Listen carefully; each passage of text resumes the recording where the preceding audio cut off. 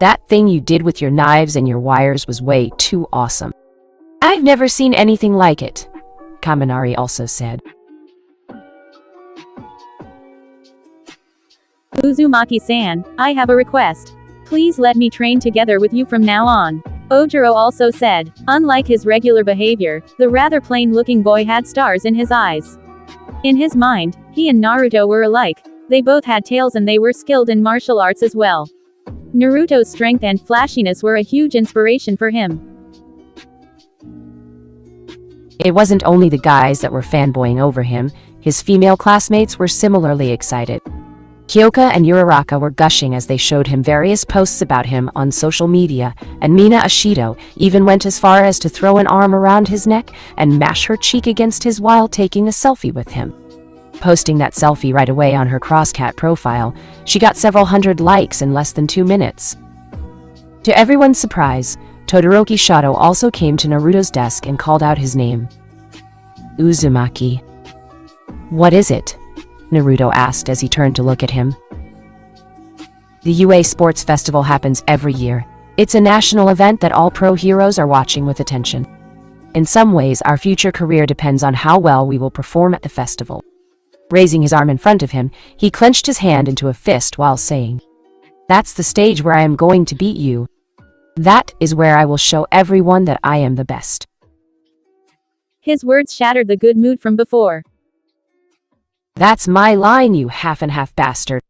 Bakugo suddenly screamed from the other end of the classroom and stomped his feet as he approached Naruto's desk, all the while his palms crackling with tiny explosions. Don't just go spouting your lame-ass declarations of war in front of me. Uzumaki is mine. Now turning to glare murderously at Naruto, he said, his eyes almost spewing flames. The humiliation from the junior high and the defeat during the combat training classes. I will wash them all away at the sports festival. You hear me? I'm gonna crush your face, you smug bastard. Naruto let out a sigh as he stood up from his seat. You're both gonna be disappointed. I'm not participating in this festival. Grabbing his backpack, he put his hands in the pockets of his pants and walked towards the door. Stop. Right there, you furry bastard. Bakugo screamed as he grabbed Naruto by his elbow and got into his face. Don't you dare run away from me. Yanking his arm free from his grasp, Naruto said, What I do is none of your business. I'm not just not participating in the festival, I'm also going to transfer to another school. Being a hero? I don't care about that anymore, so bugger off. At his words, the class sank into silence. But then they all cried out, Why? You've gotta be joking. The one who reacted the worst among everyone was none other than Bakugo. Are you fucking kidding me? He screamed and grabbed Naruto by the collar of his uniform with both of his hands. The hell is your problem, dude? What's with that overreaction anyway? What does it matter to you what I do? Naruto said and tried to pry Bakugo's hands off his shirt. Are you just gonna run away like a coward? You just gonna scurry away like a scared little bitch, huh? Bakugo yelled. Naruto suddenly shoved Bakugo away, and the boy went flying backwards and slammed into the wall as if he had been hit by a car. Naruto had not intended to push him that hard, but he was still not fully aware of how much his strength had increased after his Fox Quirk's 2 awakenings. I beat up dozens of villains into submission and then fought against that creature with my life on the line. You think I'm scared of some villains? Are you stupid? Then why are you running away? Why are you giving up? Bakugo screamed incensed. How was he supposed to defeat Naruto if he ran away? He wanted to surpass him fair and square. He wanted to avenge his losses and show everyone that he was the best. He wanted to become the undisputed #1. It's not about giving up, you idiot. Think. Why did the League of Villains attack us? I'll tell you why. It's because of All Might, Naruto shouted back at him. Hey, you're going too far, Zero said. How is it fair to blame it on All Might? It had nothing to do with him. Tenya Tudita said, the wild gestures he was making with his hands, showing how indignant he was. Oh, really now? What did the villains do when they couldn't find All Might? They took their anger and frustration on us. Turning towards Bakugo, he continued, say that I become strong in the future. Say I become the no-one hero, an invincible fighter. But what about my parents? What if, just like it had happened with us at the USJ, knowing that they can't do anything to me, the villains attacked my family? When he said that, his murmuring classmates became silent. Even Bakugo did not know what to say at that. Mineta was killed only a week ago, and Chuyu was mauled by a shark villain. Even though she recuperated, her psychologist still hasn't cleared her to come to school yet. Now imagine if something like that happened to your family. Although a week had already passed since Mineta Minoru's death, when he brought it up, his classmates' faces became downcast at the mention of it. Maybe you don't care if your parents get killed or if your siblings end up handicapped after a villain attack. Maybe you're just a selfish shithead who only thinks about becoming the new hero. Well, good for you. Godspeed. But don't expect me to be like you all. My family is everything to me. Most teenagers were seldom that open about their feelings and even more rarely admitted that they loved their parents. At that age, boys especially would be too embarrassed to say anything like that. But Naruto was not exactly a teenager mentally. Furthermore, after living in his past life as an orphan, and knowing how much it hurt to be lonely, and not have a family, his mother and father in his current life had become the most important thing in the world for him. Now that Bakugo no longer tried to stop him, he adjusted the straps of his backpack and walked out of the classroom. But an unexpected voice stopped him in his tracks. For how mature you seem to be, you are surprisingly naive. Uzumaki-san. It was Momo Yoyorazu. Even if you want to give up on becoming a pro hero, you can never go back to being a normal person. It's too late for you to do that. Seeing that Naruto did not retort with anything right away, she continued. Among the villains that attacked us at USJ, one of them had a quirk that allows him to create video cameras on any part of his body. He was brought along not to fight but to film the scene of All Might's death firsthand. The League of Villains wanted to show the world how they killed the symbol of peace. But, instead of that video ended up showing how powerful the rabbit hero was and how formidable a mere teenager with a simple fox quirk could be. The villain showed that video to the police as proof that he was innocent, that he had not attacked anyone at all. So he got away with only some charges of trespassing private property instead of being charged with attempted murder and battery. What's your point? Naruto said.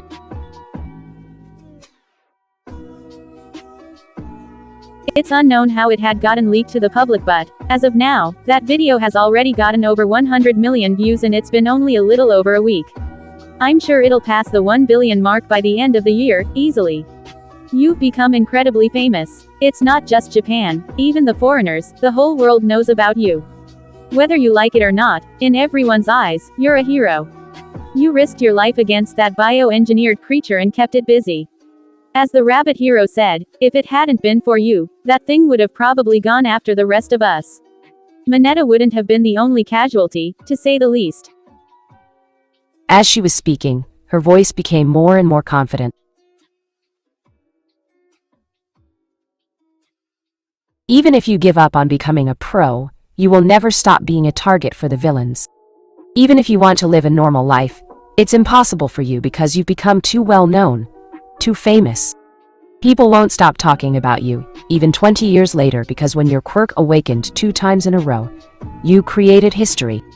A few years from now, children will even learn in school about you and your quirk, she said, triumph settling on her face when she saw the way Naruto's expression changed as realization dawned on him. So distracted he was by Momo Yoerazu's words, that Naruto did not even remember how he had gotten home that day. He did not remember what he ate for dinner, and he did not remember his mom's worried face when she saw how distraught he appeared to be. That night he looked at the ceiling and the walls of his room for hours, unable to fall asleep due to the intense feelings of anxiety eating at him. That video from the USJ had blown up too much. It had become too big. His popularity had grown too much, and it was only going to get even bigger. He could see the truth in Yaoyorozu's words. Even if he wanted to go back to living a normal life, it was too late now. In the first place, his appearance was simply too eye-catching. A pair of fox ears on his head and 3 very large golden foxtails at his back. There was no real way for him to disguise himself. It was in the wee hours of the morning that he finally fell asleep. Still, even in his sleep, Naruto could not find peace. Bad dreams were haunting him. "Naruto-chan! Wake up! Wake up! You're running late," came Kushina's voice.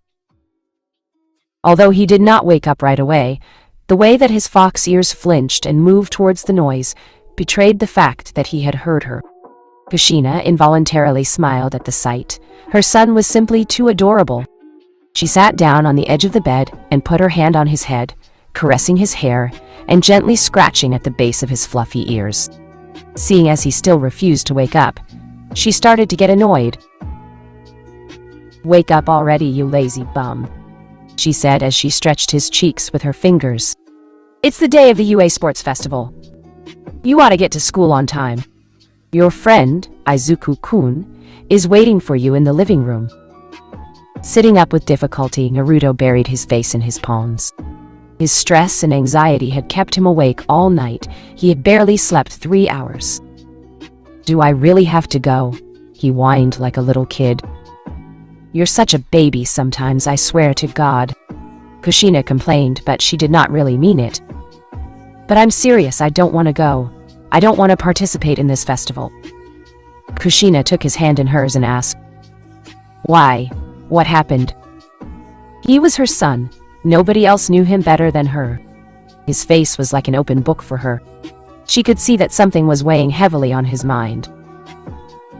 "I don't want to be a hero anymore, but I can't walk away from it either.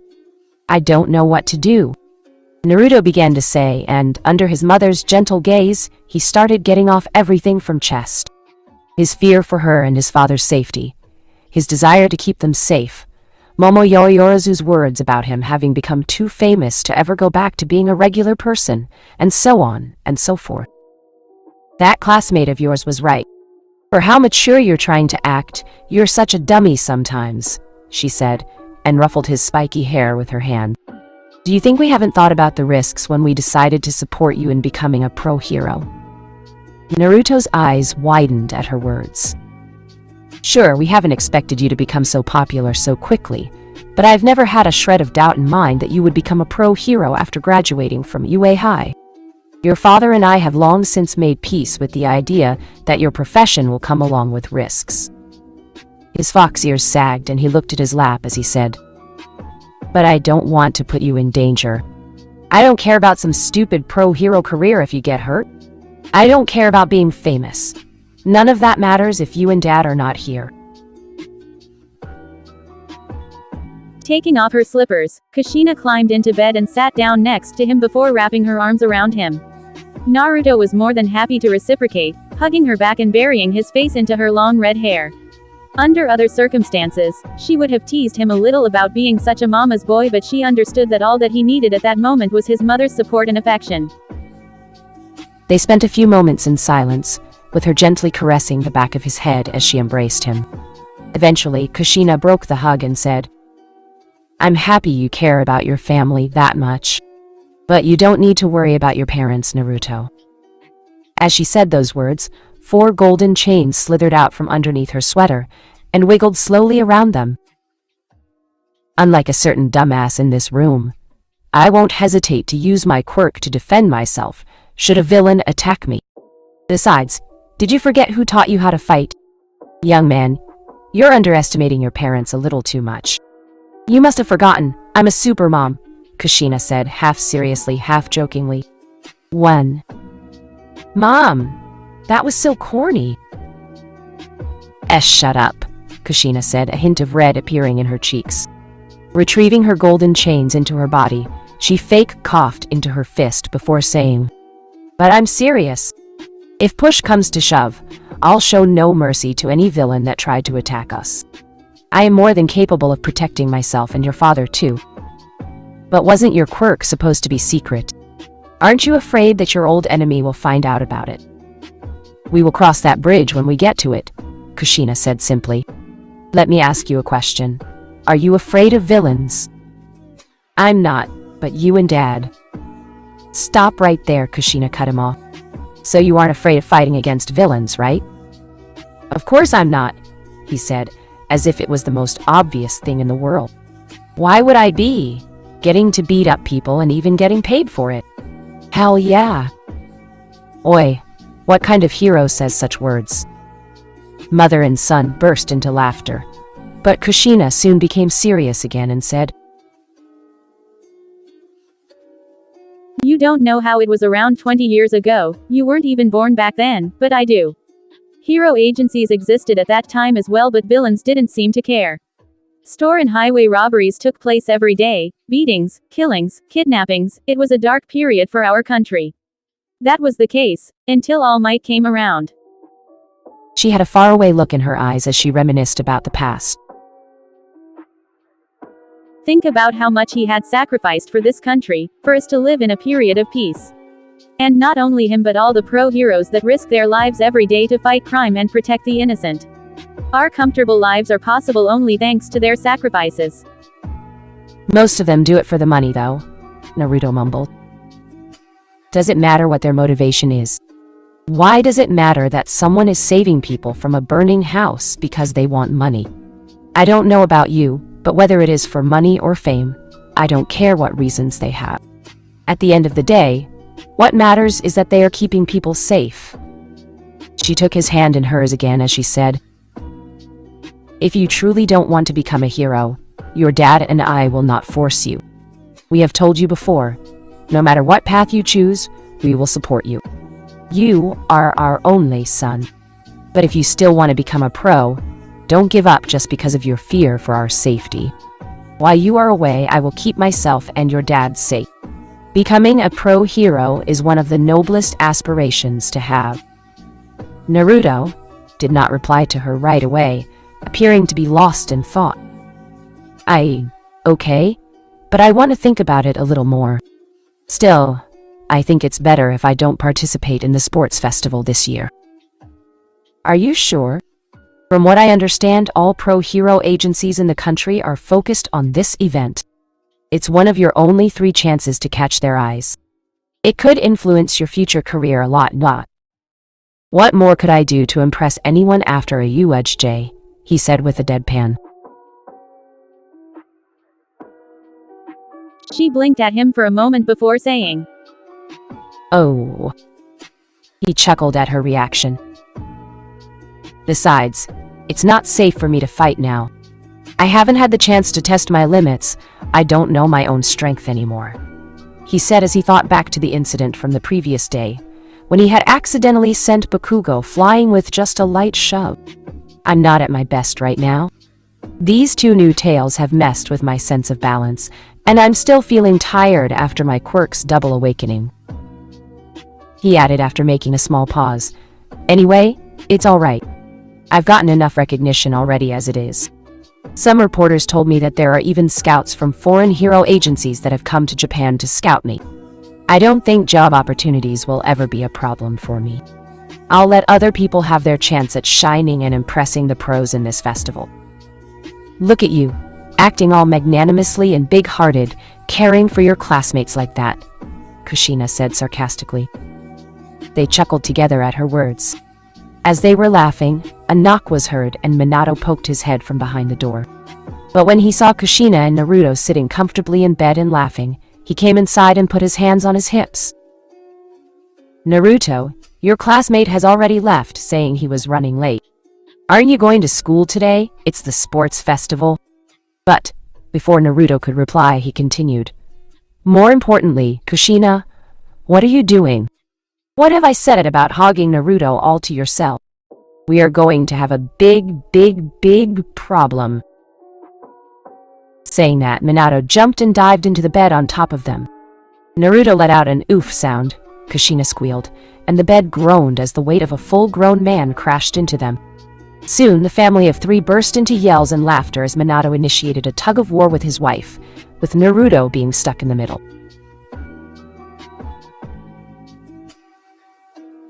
Chapter 13. Sports Festival. I am sorry. I am truly sorry. I am so sorry. Bowing from the waist at an almost 90 degrees angle, All Might's face lacked its usual radiant smile. All Might did not raise from his bowing posture for one entire minute at the press conference that took place a day after the USJ incident. In truth, people could not hold him responsible for the disaster that happened at USJ. All Might had been dozens of miles away at that time. It was the villains' fault. They were the criminals. However, the fact that UA High had been targeted by the League of Villains because of him could not be ignored either. Nevertheless, Mineta Minoru's parents aside, nobody else was pained by the boy's death as much as All Might. He could not stop beating himself over his negligence. If I had been more careful and monitored my muscle form's remaining time with more attention, it wouldn't have gotten to this. If I hadn't stopped to admonish that quirkless boy, maybe I could have gotten to Uschi in time to stop the villains.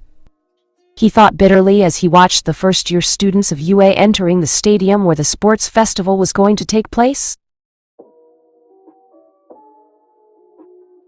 All Might's eyes were involuntarily drawn to a first-year student with wavy green hair and a rather innocent face that greatly contrasted with his well-built body. Midoriya Izuku was partly responsible for All Might running out of time and becoming unable to get to USJ when the League of Villains attacked. Back then, All Might had witnessed the scene where the boy smashed his metallic staff into the gigantic villain's nuts, incapacitating him. Although nearly 1 year had passed since their first encounter, All Might had not forgotten Izuku's face. After all, it was partly because of Izuku that the sludge villain had escaped that time too. So he knew that he was quirkless. Once the police took the unconscious villain into their custody, All Might scolded Midoriya Izuku for nearly 15 minutes straight for his recklessness, for getting involved in such a dangerous situation despite being quirkless. In the meantime, his muscle form ran out of time, and the rest was history. This boy.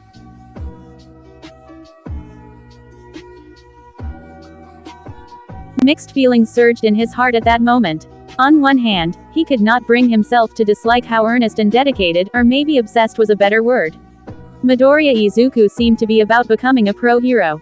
All Might was not blind to the transformation his body had gone through over the past year. He understood that the boy must have shed plenty of blood and tears to get that physique in such a short time. His self-sacrificing disposition and disregard for danger were worthy of admiration too, and those were some of the most important characteristics of a hero. But on the other hand, somehow, Midoriya Izuku had distracted him from doing his duties properly twice already, and every time All Might got distracted, someone ended up dying. First, it had been the sludge villain. Now, it was Mineta Minoru. Thinking about the sludge villain, All Might's mind involuntarily went to the other boy that had been at the center of both incidents too, Uzumaki Naruto. I still don't see how young Uzumaki could have killed the sludge villain. But that is of no consequence anymore. In the light of the recent events, after seeing Naruto's relentless and unbending will despite being faced with a hopeless situation, All Might was compelled to reassess his opinion of him. Uzumaki. Naruto had put his life on the line and fought until the bitter end for the sake of protecting his classmates. He was not a villain in the making. He was a hero through and through. Speaking of the Fox boy, All Might could not find him among the several hundred first-year students that had lined up orderly in front of the stage. Given Naruto's unusual appearance, after his Fox Quirk's second awakening, he had 3 large foxtails at his back. He should have been very easy to spot. Is he perhaps not participating? Is he not interested in the sports festival? His musings stopped when the school principal, Nezu, began to speak. It was a short speech that condemned the deeds of the League of Villains and expressed support for Minoru Mineta's family. Nezu ended his speech by saying, "Let us all take a minute of silence for Minoru Mineta's unfortunate passing," while a picture of a smiling Mineta appeared on all the screens on the sports festival stadium. His musings, being watched by several thousands of people, of which many were pro-heroes, should have been a harrowing experience for someone as timid and insecure as Izuku. That is, if Izuku had been the same as a year ago. Nowadays, his disposition was a far cry from the past. Working out and gaining muscles had done wonders for his confidence, and his grueling combat training with Naruto had changed him too. Last but not least, his encounter with the giant pink-skinned villain had lit a fire into his soul. Kamui Woods, a top 10 hero, and Nout Lady, a famous rookie hero, with a very strong quirk, had been helpless to deal with the situation. They had had no way of defeating the villain while he was holding those 3 civilians hostage. However, Izuku's intervention had turned the tides completely. His Florida Smash attack had sent that villain to the Shadow Realm while also, most likely, eliminating his ability to reproduce. And if that villain still managed to get a kid in the future, the ghost of the trauma he had suffered from that Florida Smash was something that even the 3rd generation after him would be able to feel. I can do it. I can be a hero too. Izuku had not let his recent success go to his head. He knew that in a fair fight the pink-skinned giant could kill even 10 of him without breaking a sweat. But the fact that his intervention had saved the lives of 3 people was undisputed proof in his mind that he could become a pro-hero too in spite of being quirkless. All Might rebuked me for saving those people. He said I could have been killed or that I could have gotten the hostages killed if I had failed. He told me that without a quirk, it's only a matter of time before I get killed by a villain.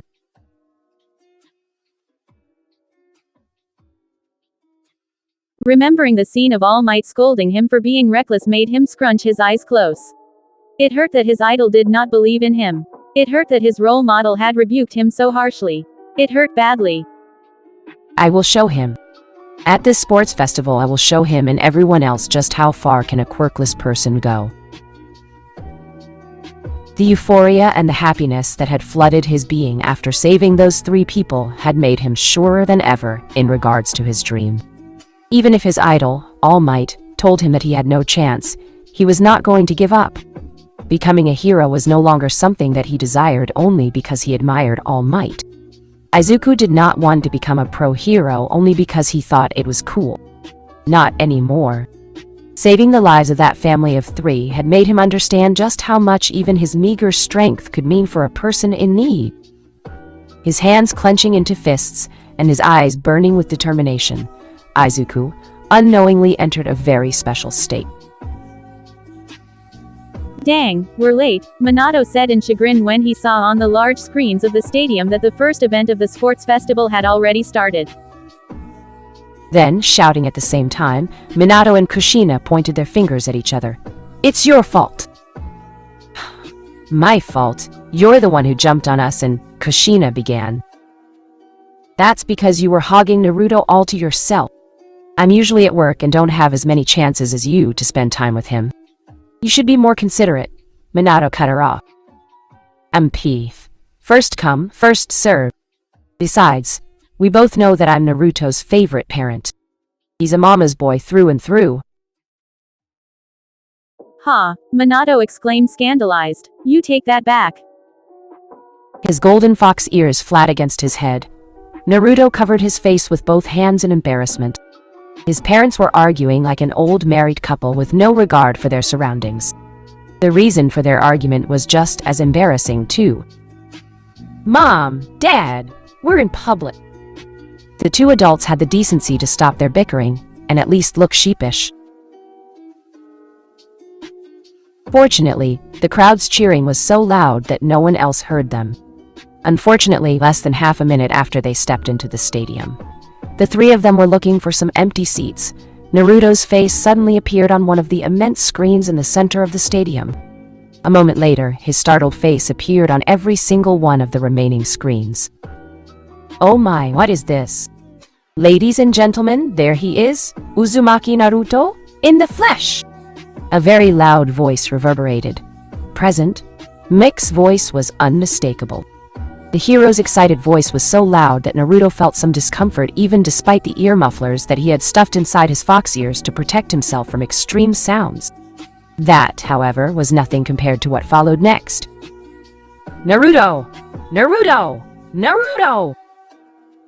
It was when several thousand people started chanting Naruto's name that it finally dawned on Minato and Kushina just how popular their son had actually become. Naruto himself, too, was overwhelmed by their reception. People were cheering and screaming his name, almost as if he was All Might.